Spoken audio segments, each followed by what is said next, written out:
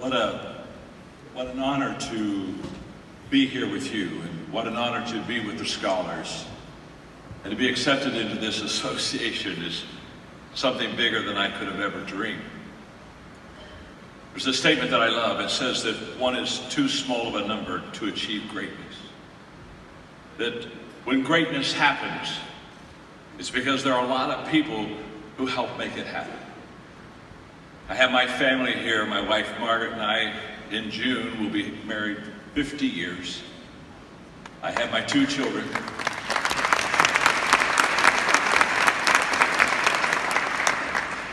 And my 5 amazing grandchildren. You have to understand, grandchildren are God's reward for you not killing your children.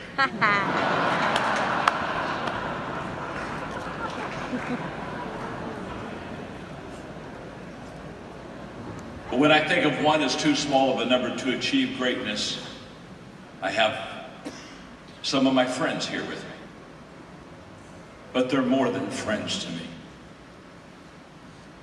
In my nonprofit organization, Equip, which is committed to transforming nations, these men and women have been beside me and have carried the dream and the vision, have supported it, have been people that added value to me every step of the way. And I'm very grateful to them. And to the scholars, I would like to share 2 things with you this evening. The first thing I would like to share with you is that you want to every day live an intentional life. And I want to give you a visual. Sometimes visuals stay with us longer than what words. And so when you think of living an intentional life, just remember when John Maxwell held his arms straight up in the air like this. Because what I want to say to you is that everything worthwhile is uphill. Everything. And one of the reasons we congratulate you is you already are ahead in your journey over most people your age.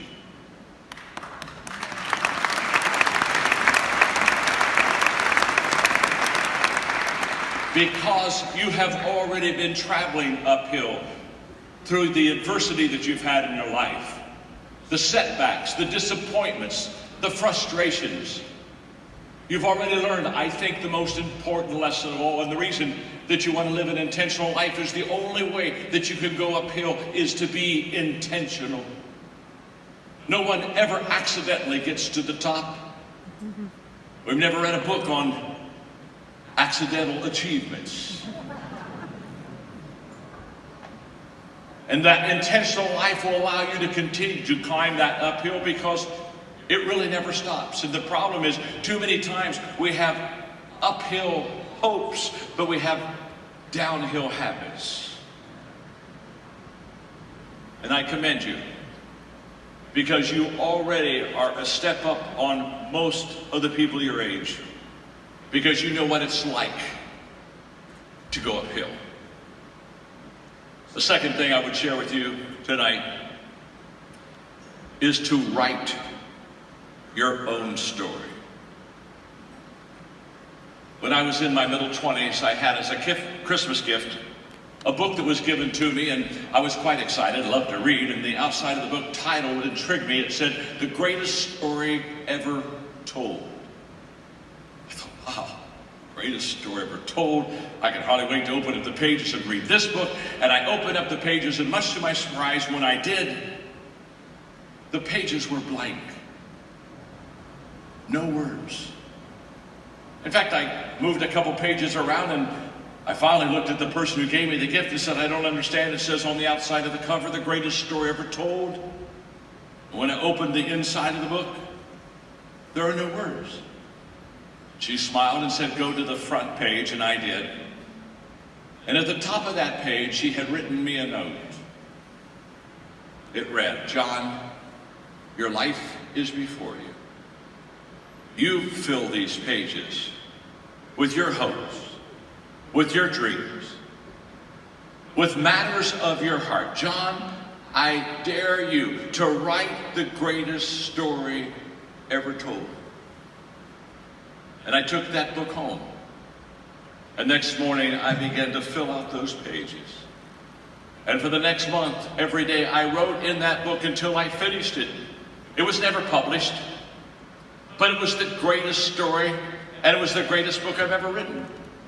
It was my story about my dreams. And the first morning, I wrote these words: I want to make a difference. I didn't know how I was going to make a difference. I didn't know when I was going to make a difference, but I knew that I wanted to make a difference. And I know in your heart, that's exactly how you feel. You want to make a difference. So in the next month, you're going to receive a book from me. The book is going to be entitled on the outside, The Greatest Story Ever Told. And when you receive that book, if you'll open it to the front page, I will write you a note.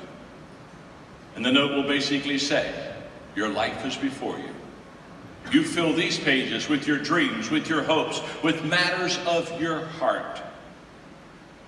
And I know what you'll do. You'll begin to write the greatest story ever told. I close. Understanding the power of the visual. As you're in the balcony, I'm going to ask my friends to go to their feet and give you a standing ovation. And by doing that, I want you to see them, and I want you to hear the applause, because they are agreeing with me that we believe you have it within you to write the greatest story in the Torah. You don't ever want to read your story. You want to write your story. And we believe in you, and so we together say, write the greatest story ever told.